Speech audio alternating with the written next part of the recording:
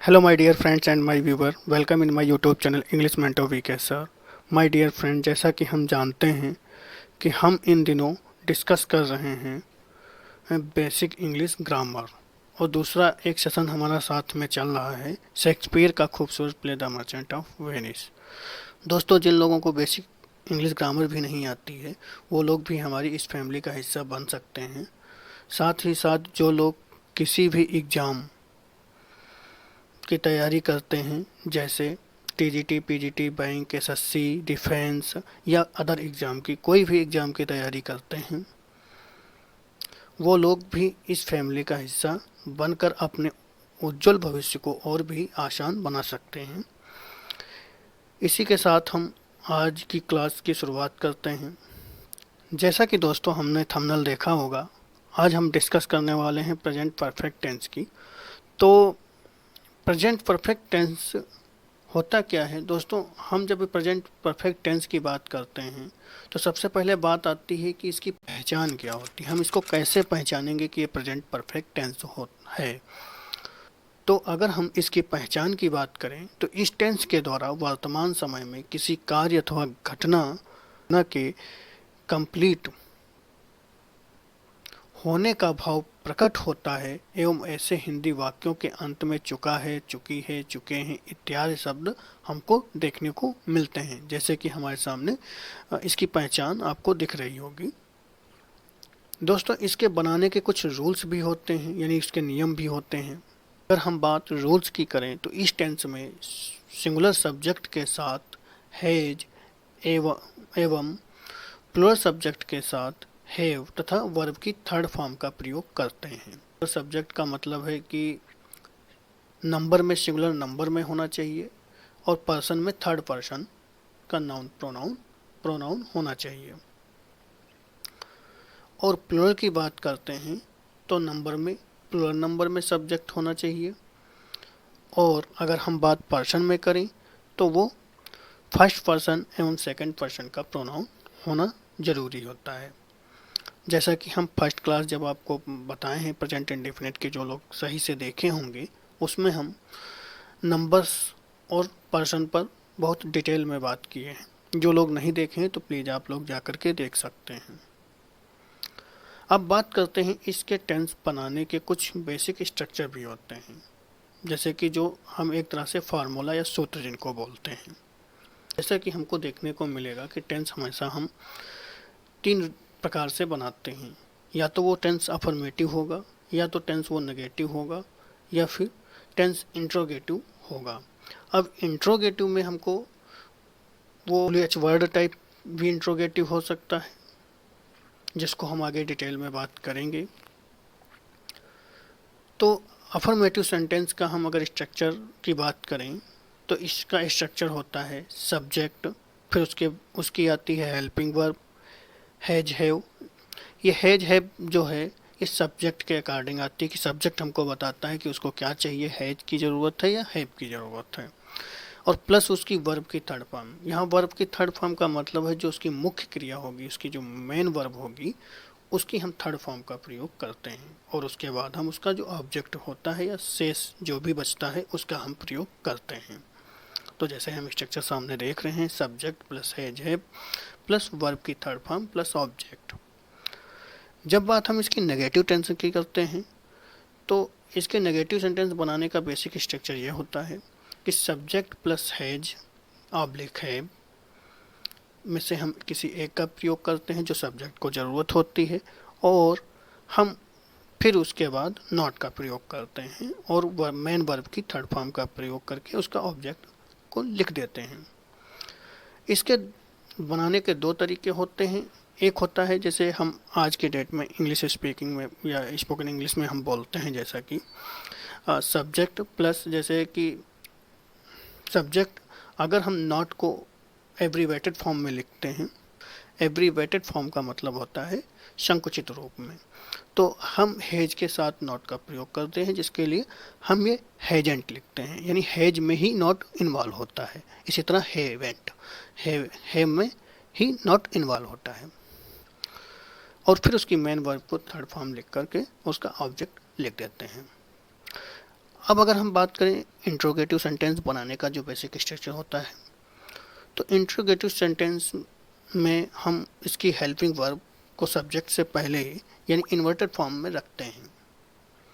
Inverted form मतलब होता है जो सब्जेक्ट, जो put the verb before the subject, जो उसकी मेन हेल्पिंग वर्ब होगी उसको हम क्या सब्जेक्ट से पहले रख देते हैं। जैसे कि हम उसका स्ट्रक्चर देख रहे हैं कि हैज है जो इसकी हेल्पिंग वर्ब है उसको हम स्टार्टिंग में रख दिए हैं, फिर हम प्लस सब्जेक्ट और प्लस वर्ब की थर्ड फॉर्म प्लस ऑब्जेक्ट का प्रयोग करते हैं।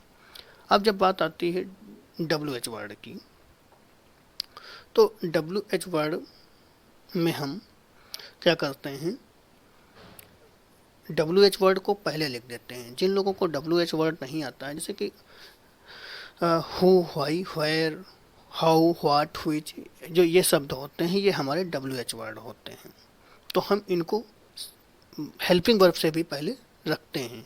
इनको हम WH वर्ड को सबसे पहले लिखते हैं, फिर उसके बाद उसकी हेल्पिंग वर्ब यानी हैज है का प्रयोग करते हैं, प्लस सब्जेक्ट का प्रयोग करते हैं और फिर वर्ब का थर्ड फॉर्म का प्रयोग करके उसका ऑब्जेक्ट लिख देते हैं और क्वेश्चन मार्क लगा देते हैं। कुछ वाक्य जो होते हैं इंट्रोगेटिव के, वो इंट्रोगेटिव होने के साथ साथ नेगेटिव भी होते हैं। तो ऐसी कंडीशन में हम हैज और हैव का सब्जेक्ट से पहले प्रयोग करते हैं, जैसा कि हम अभी बताए हैं, और हम सब्जेक्ट के जस्ट बाद में हम नॉट का प्रयोग करते हैं, फिर वर्ब की थर्ड फॉर्म का प्रयोग करके उसका ऑब्जेक्ट लिख करके क्वेश्चन मार्क लगा देते हैं।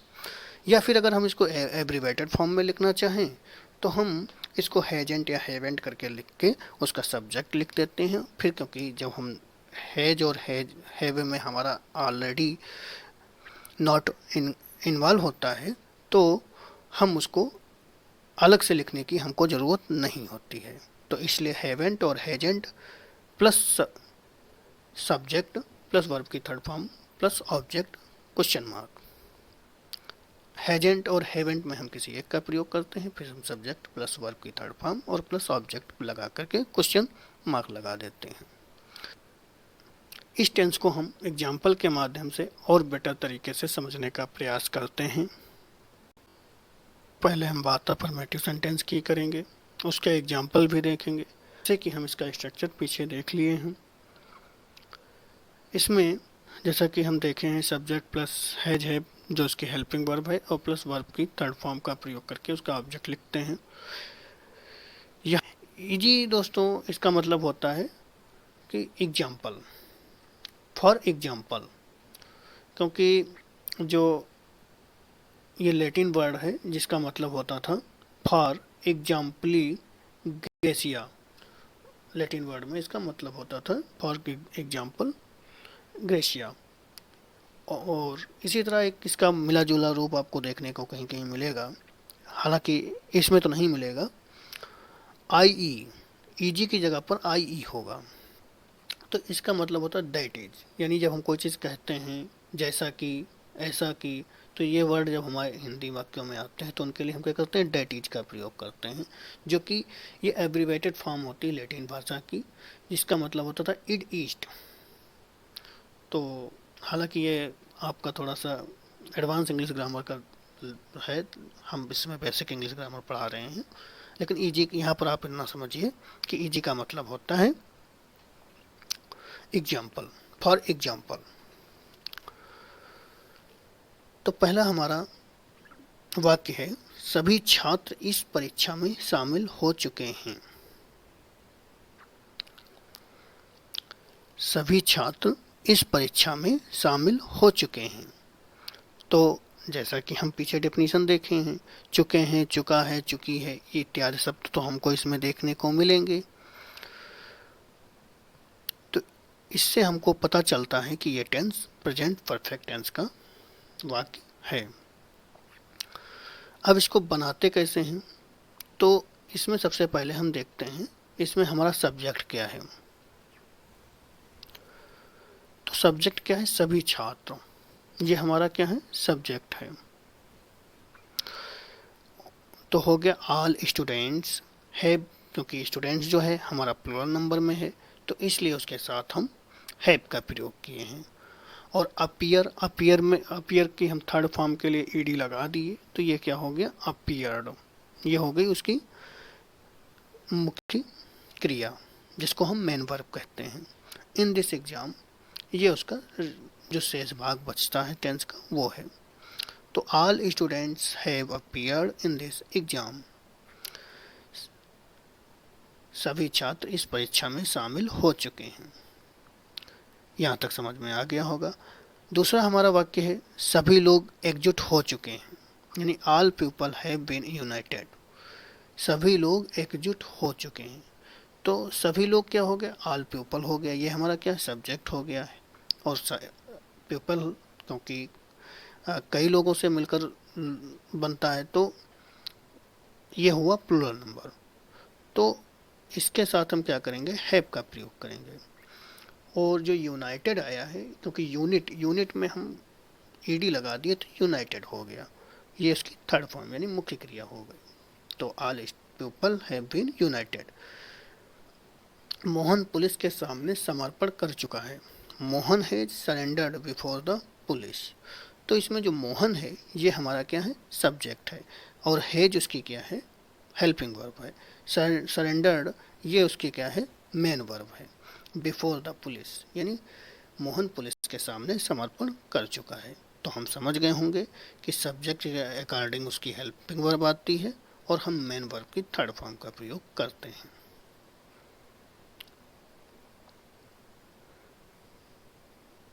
नेक्स्ट एग्जाम्पल है हमारा, मैंने अपना प्रोजेक्ट पूर्ण कर लिया है, यानी अपना प्रोजेक्ट हम पूरा कर चुके हैं, पूर्ण कर लिए हैं। I have completed my project. तो मैंने यहाँ जो आई है ये हमारा सब्जेक्ट है, और जो उसका हैव है ये हेल्पिंग वर्ब है। कंप्लीटेड, कंप्लीट में हम ईडी लगा दिए तो कंप्लीटेड हो गया, यानी इसकी थर्ड फॉर्म कंप्लीटेड हो गई। कंप्लीट मतलब होता है पूरा करना। माई प्रोजेक्ट, मैंने अपना कार्य पूरा कर लिया है। महेश अभी अभी आया है, तो महेश हमारा क्या है, इसका सब्जेक्ट है जिसकी हेल्पिंग वर्ब है। जस्ट अराइव्ड, अभी अभी आया है। अभी अभी 7 बजे हैं, जैसा कि हम इन जनरल बोलते हैं अभी अभी 7 बजे हैं। तो इट हैज जस्ट स्ट्रक 7। तो इट क्या है, उसका आभास ये करता है 7, अभी अभी 7 बजे हैं। तो स्ट्रक का मतलब होता है बजना, और इसकी एक खासियत होती है स्ट्रक हमेशा तीनों फॉर्म में सेम रहता है, struck struck struck. It has just struck 7। Train आ चुकी है, तो द ट्रेन हमारा सब्जेक्ट है जो उसकी हेल्पिंग वर्ब है। आना को हम अराइव बोलते हैं, और उसमें ईडी लगा दिए तो अराइव्ड हो गया, यानी थर्ड फॉर्म बना दी उसकी। तो द ट्रेन हैज अराइव्ड। मैं नहा चुका हूँ, I have taken bath, I have taken bath. तो आई क्या है, उसका सब्जेक्ट है उसकी हेल्पिंग वर्ब है, और टेकन टेक में हम एन लगा दिए तो टेकन हो गया, नहा चुके हैं, taken bath. I have taken bath, मैं नहा चुका हूँ। यहाँ तक हम समझ गए होंगे। अब हम आगे बात करते हैं।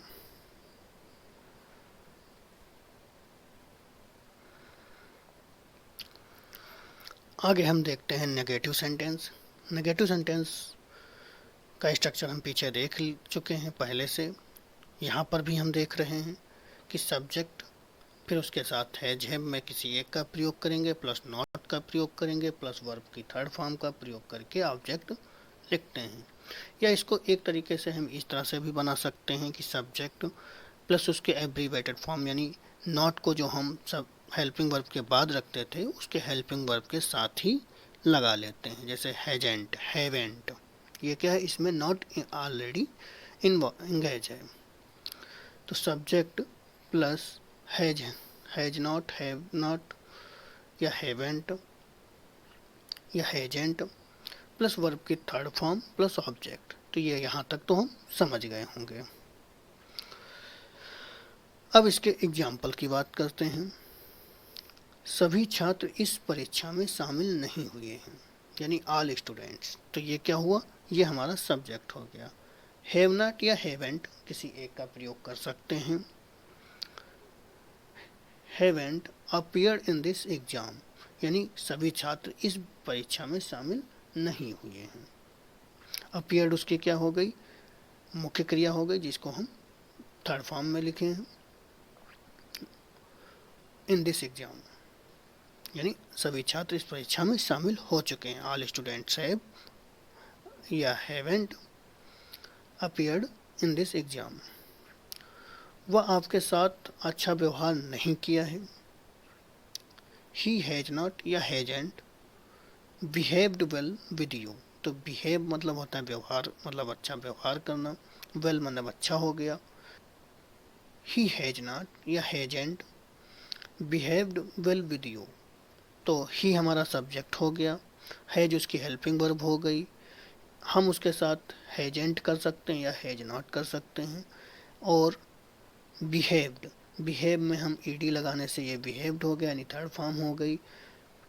वेल विद यू ये हमारा ऑब्जेक्ट हो गया। तो वह आपके साथ अच्छा व्यवहार नहीं किया है। उम्मीद है कि यहाँ तक कोई कन्फ्यूजन नहीं रहा होगा आपको। अगर है तो प्लीज़ कमेंट बॉक्स में बताइएगा। मैं आपकी प्रॉब्लम को सॉर्ट आउट करने का पूरा प्रयास करूँगा।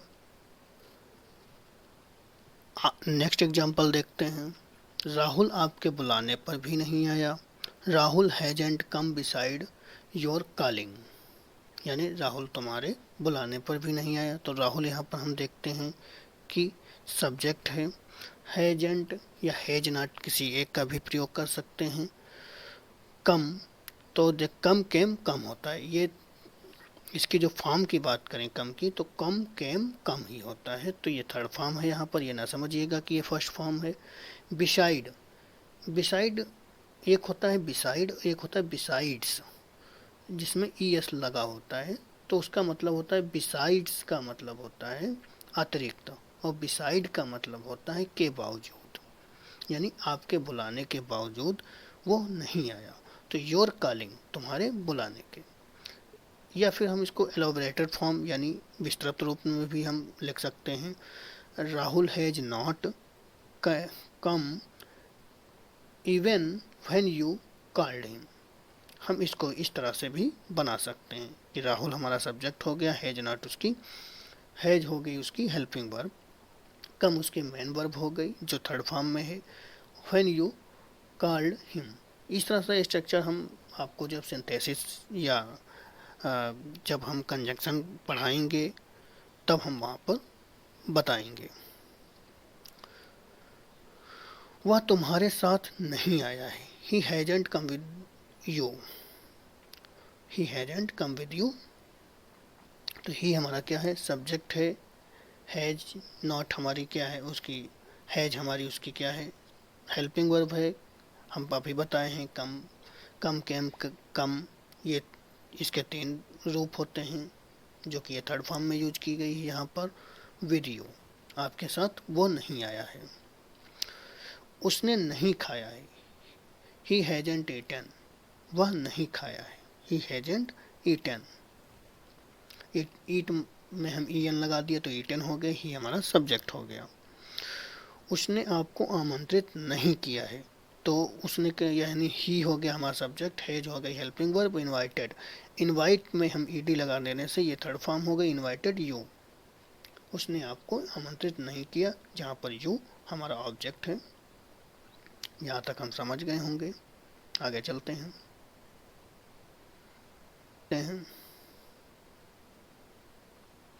जैसा कि हम यहाँ तक समझ गए होंगे, अब नेक्स्ट देखते हैं।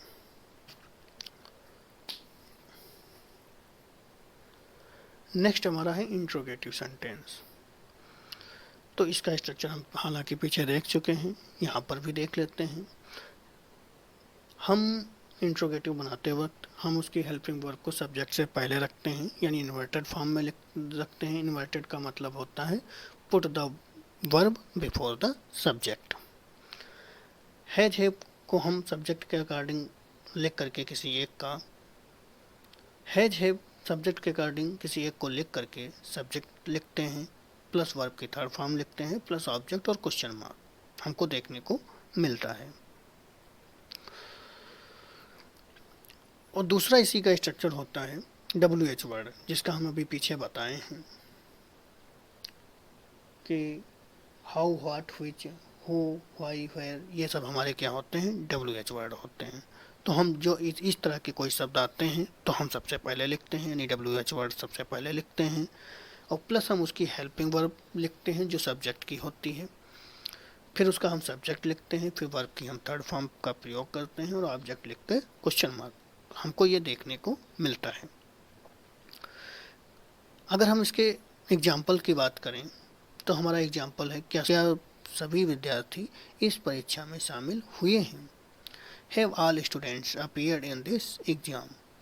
तो स्टूडेंट्स हमारा क्या है, प्लूरल है, तो इसीलिए यहाँ पर हैव का प्रयोग किया गया है, और स्टूडेंट्स ये हमारा सब्जेक्ट है। अपीयर्ड, जैसा कि हम पीछे अभी देखे हैं, ये हमारी मेन वर्ब है जिसको हम थर्ड फॉर्म के रूप में लिखे हैं, इन दिस एग्जाम। अपीयर में एडी लगा देने से अपीयर्ड हो जाता है। तुम लोग वहां क्यों नहीं गए, why haven't you guys gone there. अक्सर हम आपस में बात करते हुए इन टेंस का, इस तरह के टेंस का प्रयोग करते हैं।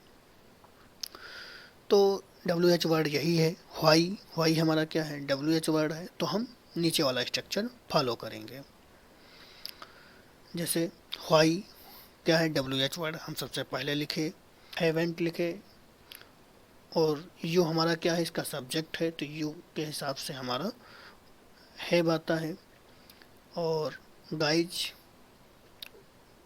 गॉन देयर, गॉन हमारा क्या है, मेन वर्ब है जो कि गो की थर्ड फॉर्म है, तो देयर मतलब वहाँ, एडवर्ब ऑफ प्लेस है ये।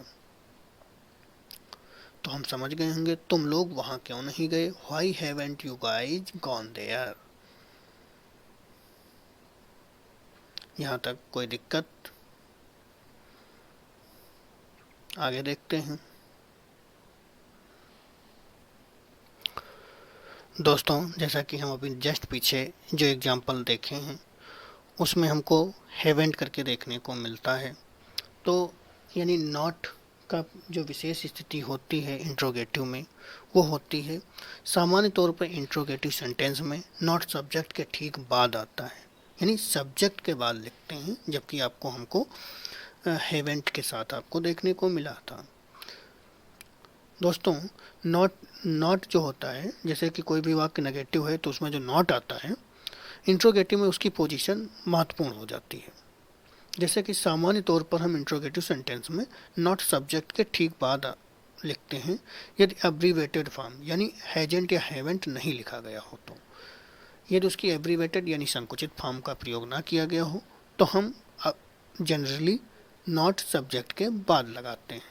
जैसे अगर एग्जाम्पल के माध्यम से इसको समझने का प्रयास करते हैं, क्या पापा ने खाना नहीं खाया है, तो हैज पापा नॉट ईटन, इस तरह से लिख सकते हैं हैजेंट से। यानी देखें कि एक पापा हमारा क्या है, सब्जेक्ट, तो एक में हम देखते हैं कि सब्जेक्ट के बाद नॉट आता है, और एक में देखें कि हैजेंट के साथ। अगर हम इस तरह से लिखते हैं हैज पापा नॉट ईटन, तो हम सब्जेक्ट के बाद लगाएंगे नॉट, और अगर हम हैजेंट लिखते हैं तो सब्जेक्ट के बाद नॉट नहीं आएगा, क्योंकि नॉट ऑलरेडी हमारा हैजेंट में इंगेज होता है। तो हैजेंट पापा ईटन, क्या पापा ने खाना खाया है। इसे नेक्स्ट एग्जांपल देखते हैं, क्या तुमने अपना काम ठीक से नहीं किया है, haven't you done your job properly. तो हैवेंट हुआ, हैवेंट यू हमारा क्या है, सब्जेक्ट है, डू की थर्ड फॉर्म डन है, योर जॉब ये हमारा ऑब्जेक्ट है, प्रॉपरली यानी ये हमारा एडवर्ब है। हैव यू नॉट, अगर हम इस तरह से लिखते हैं तो सब्जेक्ट के जस्ट बाद हमको देखने को नॉट मिलता है। यू हमारा क्या है, सब्जेक्ट है, और यू के जस्ट बाद हमको नॉट देखने को मिलता है। डन हमारा मेन वर्ब है जी की हम थर्ड फॉर्म यूज किए हैं। योर जॉब हमारा ऑब्जेक्ट है, और प्रॉपरली है हमारा क्या है, एडवर्ब है। अब हम समझ गए होंगे कि नॉट का प्रयोग हमेशा हम सब्जेक्ट के ठीक बात करते हैं यदि उसको हम एब्रीवेटेड यानी हैजेंट या हैवेंट करके नहीं लिखते हैं तो। यहाँ तक समझ में आ गया होगा। नेक्स्ट देखते हैं। नेक्स्ट एग्जाम्पल है हमारा, भारतीय वायुसेना ने अभी तक आतंकवादियों के ठिकानों को नष्ट क्यों नहीं किया है। क्यों आया, इसका मतलब है ये इंट्रोगेटिव वाक्य है। नहीं आया तो यानी इंट्रोगेटिव नेगेटिव वाक्य है। जैसा कि हम इसको क्वेश्चन मार्क के तरीके से भी देख सकते हैं। और ये इंट्रोगेटिव किस तरह से है, ये WH टाइप से इंट्रोगेटिव है। तो अगर हम इसको बनाते हैं, why has the Indian air force, तो जो इंडियन एयरफोर्स है ये क्या है, सिंगुलर फॉर्म में है, यानी सिंगुलर सब्जेक्ट है। इसके साथ हम क्या प्रयोग किए, हैज का प्रयोग किए। व्हाई का प्रयोग क्योंकि क्यों के लिए आता है तो व्हाई का प्रयोग किए।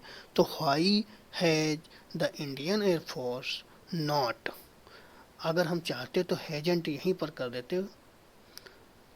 इसको दो तरीके से, जैसे हम पीछे बताएं, आप लोग अपने आप से, दूसरा अपने आप से बनाइएगा। हम एक तरीके से आपको बता दे रहे हैं। Why has the Indian air force not destroyed the double आ गया है तो इसको आप एक बार में लिखिए, एक बार ही लिखिए।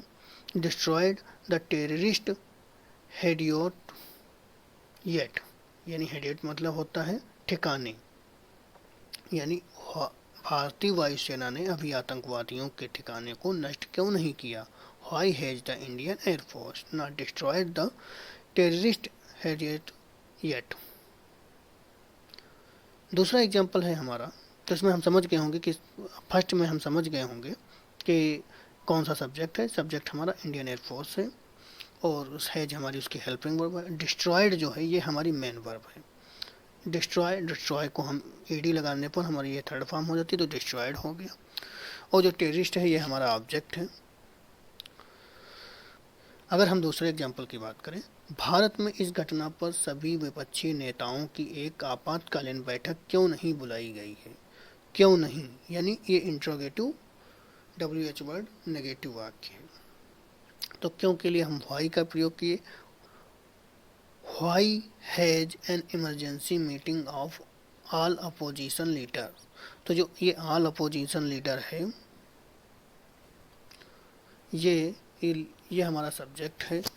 तो व्हाई हमारा क्या है, WH वर्ड है। हैज हमारा उसकी अपने सब्जेक्ट की वो हेल्पिंग वर्ब है। An emergency meeting of all opposition leader, ये अपोजिशन लीडर जो है हमारा सब्जेक्ट है। और इसके जस्ट बाद हम देखते हैं नॉट का प्रयोग। बीन कॉल्ड, और ये बी की थर्ड फॉर्म है तो बीन हो गई। कॉल्ड येट, अभी तक आपातकालीन बैठक नहीं बुलाई है।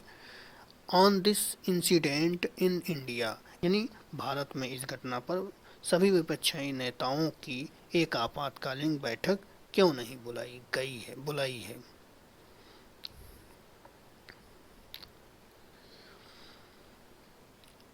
हम यहाँ तक समझ गए होंगे। आप लोग भी इस तरह से सेंटेंस बनाने का प्रयास करिएगा। पहले आप छोटे से बनाइएगा, फिर धीरे धीरे आप अपने सेंटेंस को बड़े में बनाइएगा, क्योंकि ये अभी हम इसीलिए बेसिक चीज़ें पढ़ा रहे हैं आप लोगों को कि आप लोगों का जब तक बेसिक कॉन्सेप्ट क्लियर नहीं होगा तब तक आप कोई भी वाक्य नहीं बना पाएंगे। यह उम्मीद है कि यहाँ तक आप लोगों को समझ में आ गया होगा कि नॉट का प्रयोग हम सब्जेक्ट के जस्ट बाद इंट्रोगेटिव में करते हैं। ये वो हैजेंट या हेवेंट करके नहीं लिखा गया होता है। और दूसरी चीज़ है कि प्रेजेंट परफेक्ट में हम वर्ब की थर्ड फॉर्म का प्रयोग करते हैं। दोस्तों, कुछ लोगों को कन्फ्यूजन होगा कि हमने पहचान में तो इसके लिखवाए हैं चुका है, चुकी है, चुके हैं, लेकिन फिर यहाँ किया है, बुलाई गई है, ये शब्द क्यों आ रहे हैं, फिर चुका है चुकी क्यों नहीं आया, अगर इसकी पहचान चुका है चुकी है। तो दोस्तों ऐसा इसलिए होता है क्योंकि जो ये प्रेजेंट परफेक्ट टेंस होता है ये पास्ट परफेक्ट टेंस का मिला जुला रूप होता है।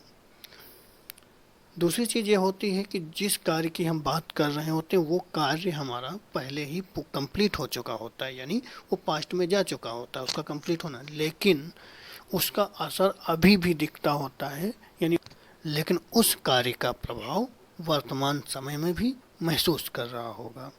जैसे हम नहीं समझ सके तो आगे हम इसका भी एग्जाम्पल के माध्यम से समझाने का प्रयास करते हैं। जो लोग लिखना चाहें तो लिख सकते हैं। जैसे हम डेफिनेशन में बताया था क्या, चुका है, चुकी है, चुके हैं इत्यादि शब्द के स्थान पर बुलाई है, हुए हैं, किया है, आया है इत्यादि शब्द देखने को इसलिए हमको मिलते हैं इसमें, जैसे कि हम लिख दिए हैं। ऐसा इसलिए होता है कि प्रेजेंट परफेक्ट टेंस की विशेषता यह है कि इसमें कार्य तो पहले पूर्ण हो चुका होता है, किंतु हम उस पूर्ण हुए कार्य का प्रभाव वर्तमान समय में भी महसूस कर रहे होते हैं। यह एक तरह से प्रेजेंट एवं पास्ट टेंस का मिला जुला रूप होता है। ये चीज़ आपको इम्पोर्टेंट है कि ये प्रेजेंट टेंस का और पास्ट टेंस का मिला जुला रूप होता है, क्योंकि कार्य तो पहले पूर्ण हुआ तो इसका मतलब है कि ये पास्ट टेंस हुआ, लेकिन उसका असर हमको वर्तमान में भी देखने को मिलता है, इसका मतलब प्रेजेंट से भी इसका रिलेशन है। तो इसलिए कह सकते हैं कि टेंस से ऐसे कार्य का बोध होता है, बोध मतलब ज्ञान होता है, जो भूतकाल में संपन्न हो चुका होता है, किंतु वर्तमान परिस्थितियों में भूतकाल में पूर्ण हुए कार्य के संबंध को महसूस करके कुछ कहना या दिखाना चाहता है। जैसे हम इसको एग्जाम्पल के माध्यम से समझने का प्रयास करते हैं। हालांकि जो लोग इसको नोट करना चाहें नोट कर सकते हैं, इससे आपका कोई भी कंफ्यूजन नहीं रहेगा। जैसे हम एग्जाम्पल के माध्यम से समझते हैं, I have completed my work, मैंने अपना कार्य पूरा कर लिया है। तो ये तो कार्य हो चुका है, यानी ये तो कार्य कंप्लीट हो गया है, लेकिन उसका असर अभी भी हमको देखने को मिलता है। जैसे वह कार्य कंप्लीट किया, नाउ आई एम फ्री, इसलिए मैं फ्री हूँ, मतलब वह इसलिए वह स्वतंत्र है, क्योंकि वो स्वतंत्रता अपनी फ्रीडम अपनी कब फील कर रहा है, जब वो अपना कार्य कंप्लीट कर दिया, रेडी टू एकम्पनी विद यू, तो आपके साथ चलने के लिए वो तैयार, कहीं भी घूमने जाने के लिए तैयार है, क्योंकि उसके कार्य का पूरा होने के बाद वो फ्री हुआ है। He has lost his pen, उसने अपनी पेन खो दी है। तो उसने अपनी पेन खो दी तो इसका मतलब है कि वो पेन खो दी, सो ही हैज सैड, इसलिए वह दुखी है। पेन तो खोना वो कार्य पहले ही कंप्लीट हुआ, लेकिन वह दुखी अभी भी है, तो इसका मतलब है कि उस कार्य से वर्तमान समय में, यानी इस जो कार्य कंप्लीट हुआ है उस कार्य से अभी भी कोई ना कोई संबंध है। तो इसलिए हम वर्तमान में इसको इसीलिए हम बोलते हैं कि ये present perfect tense past tense का मिला जुला रूप होता है। He has eaten all the apples, उसने सारे फल खा लिए, उसने सारे एप्पल्स खा लिए हैं। So no more is available for you, तो इसका मतलब है कि उसने सारे फल खा लिए। तो फल खाना क्या है, वो तो कार्य कंप्लीट हो गया, लेकिन उसका असर हमको क्या देखने को यह मिलता है कि अब कोई एप्पल तुम्हारे लिए नहीं बचे, यानी so no more is available for you. तो हम समझ गए होंगे कि ये इस प्रेजेंट परफेक्ट टेंस का पास्ट टेंस से क्या कनेक्शन होता है। इसका कनेक्शन ये होता है कि कोई भी कार्य होता है जो पहले से ही पूर्ण हो चुका होता है, लेकिन उसका असर वर्तमान समय में भी महसूस कर रहे होते हैं। उम्मीद है कि यहाँ तक समझ में आया होगा। आप अपने आप से भी बनाने का प्रयास करेंगे तो आपकी इंग्लिश और ज़्यादा इम्प्रूव होती चली जाएगी। आप छोटे छोटे सेंटेंस बनाइएगा, फिर आप धीरे धीरे बड़े सेंटेंस बनाइएगा, तो आपकी क्या है, स्पोकन इंग्लिश भी अच्छी हो जाएगी। दोस्तों, जिन लोगों को हेल्पिंग वर्ब और मेन वर्ब में डिफरेंस नहीं पता है, तो वो जाकर के हमारे प्लेलिस्ट में उनको ऑक्सिलरी वर्ब या हेल्पिंग वर्ब के नाम की वीडियो मिल जाएगी, जिसको आप देख सकते हैं, जिससे आपके अंदर जो कन्फ्यूजन है हेल्पिंग वर्ब क्या होता है, मेन वर्ब क्या होता है, तो वो कन्फ्यूजन आपको वहाँ से दूर हो सकता है। और दोस्तों, अगर वीडियो अच्छी लगी हो तो please like share and subscribe करना ना भूलें, साथ ही साथ बेल आइकन को दबाना ना भूलें, जिससे आने वाली वीडियो की नोटिफिकेशन आपको टाइमली मिलती रहे। इसी के साथ दोस्तों हम अपनी क्लास को यहीं पर समाप्त करते हैं। अब मिलते हैं अगली वीडियो में। Thanks for watching this video and till then take care, meet you next video.